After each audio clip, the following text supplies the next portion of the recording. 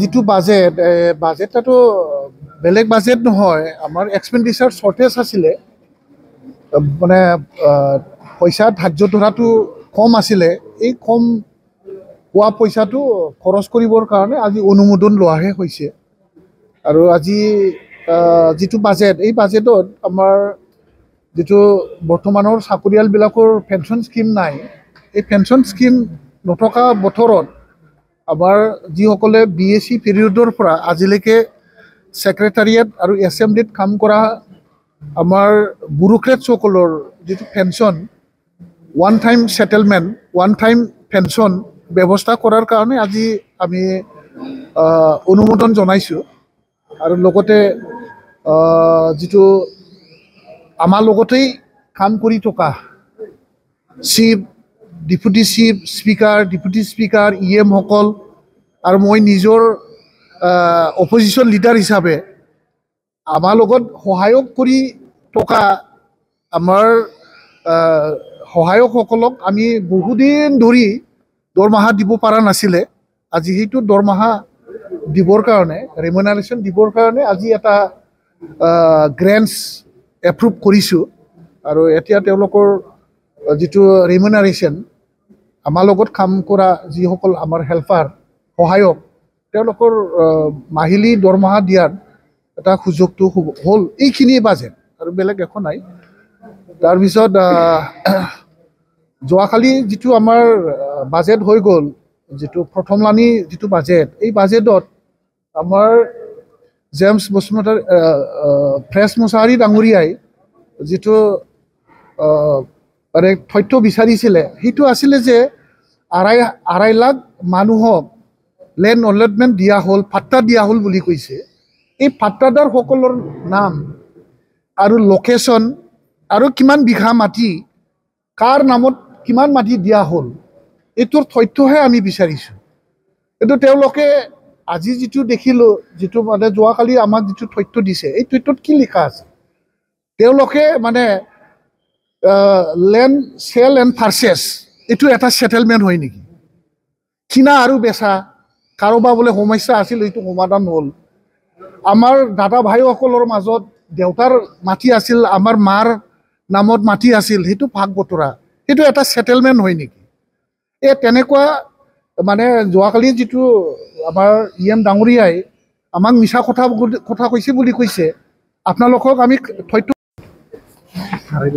আঢ়াই লাখ মানুহৰ লিষ্ট নেকি? তেওঁলোকে আমাক যিটো দেখুৱাইছে, এই দেখুওৱা তথ্য মতেতো তেওঁলোকে কেইটামানহে মানে ছেটেলমেণ্ট কৰিছে। কিনা বেচাটো কি আছে? ম্যাদী মাটিহে কিনা বেচা হয়নে নহয়? ৰিক্লাছিফিকেশ্যন, মোৰ মাটি আছিলে খেতি মাটি, এতিয়া মই বাৰী মাটি কৰিছোঁ। মোৰ খেতি মাটি আছিলে, এতিয়া মোৰ ঠাই কৰিছোঁ, বেপাৰী ঠাই কৰিছোঁ। সেইটো কিবা এটা ছেটেলমেণ্ট হোৱা নেকি? আঢ়াই লাখ মানুহক যে মাটি বাৰী দিয়া হৈছে বুলি কৈছে, এই আঢ়াই লাখ মানুহৰ নামটো দিয়ক না আমাক। কোন কোন চাৰ্কেলত কাক কোন লোকেশ্যনত কিমান বিঘাকৈ মাটি এলটমেণ্ট দিছে, আমি সেইটোকে বিচাৰিছোঁ। সেইটো কিয় দিব পৰা নাই? আৰু দিব পৰা নাই আৰু মিছাকৈ আমিহে বোলে ৰাইজক বোলে মানে কিবা কৰিছোঁ, মিছগাইড কৰিছোঁ। তেওঁ নিজে মিছগাইড কৰি আছে, ওলোটা আমাক মিছগাইড কৰিছোঁ বুলি কৈছে। আৰু আমি আজি আপোনালোকক আৰু এটা কথা ক'ম, ৰাইজক আৰু এটা অৱগত কৰিম। মই যোৱাকালি এটা আনষ্টাৰ্ট কুৱেশ্যন কৰিছিলোঁ যে আজিলৈ মানে যিটো LP school, ME school, high school, ME মাদ্ৰাছা, হাই মাদ্ৰাছা, higher secondary school, junior college আৰু ডিগ্ৰী কলেজ, কিমানটা স্কুল অনুষ্ঠান মানে প্ৰভিন্সিয়েলাইজ কৰা হ'ল বুলি মই এটা প্ৰশ্ন কৰিছোঁ। ইয়াৰ প্ৰশ্নৰ উত্তৰটো আমি দিব পাৰোঁ আপোনালোকক। আজিলৈকে কোনো LP স্কুল প্ৰভিন্সিয়েলাইজ কৰা নাই, আজিলৈকে কোনো ME স্কুল প্ৰভিন্সিয়েলাইজ কৰা হোৱা নাই, তেওঁলোকে লিখি দিছে আমাক। আৰু মাত্ৰ 10টা কলেজ প্ৰভিন্সিয়েলাইজ কৰা হ'ল বুলি কৈছে।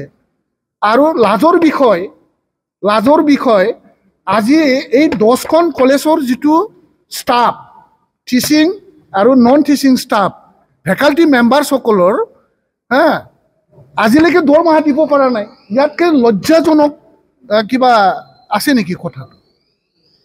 প্ৰভিন্সিয়েলাইজ বুলি হৈছে, কিয়ৰ প্ৰভিন্সিয়েলাইজ? প্ৰভিন্সিয়েলাইজ মিনছ আমাক দৰমহা পাব লাগে, দৰমহা পোৱাৰ ব্যৱস্থাটোহে প্ৰভিন্সিয়েলাইজ। আমাৰ চাকৰিটো চৰকাৰীকৰণ হ'ল, চৰকাৰীকৰণ যদি হৈছে আজিলৈকে দৰমহা কিয় দিব পৰা নাই? লাজৰ বিষয়। আৰু এই বছৰৰ যিটো মানে 78 গ্ৰেণ্টছ WPT বাজেট ষ্টেট গভৰ্ণমেণ্ট, ইয়াত দৰমহা দিবৰ কাৰণে অসম চৰকাৰে চিনচিয়াৰলি এই 10খন কলেজত কাম কৰা শিক্ষক আৰু মানে নন টিচিং ষ্টাফক দৰমহা দিবৰ কাৰণে বাজেট প্ৰভিজন কৰি ৰখা পইচাখিনিও যদি BTC চৰকাৰ মুকলি কৰি আজিৰ দিনত চাকৰিয়ালবিলাকক পইচা দিব নোৱাৰা, ইয়াতকৈ দুৰ্ভাগ্যজনক কিবা BTC চৰকাৰ আছে নেকি? আমি এইবিলাক কথা ক'লে আমি বোলে ৰাইজক কিবা প্ৰতাৰণা কৰিছোঁ, আমি মিছা কথা কৈছোঁ। হয়, আমি দেখিলোঁ বাজেটৰ, আমি দেখিছোঁ 10টা কলেজ ষ্টাফ আৰু নন টিচিং ষ্টাফক পে'মেণ্ট কৰিবৰ কাৰণে অসম চৰকাৰে চিনচিয়াৰলি বাজেট প্ৰভিজন ৰাখিছে।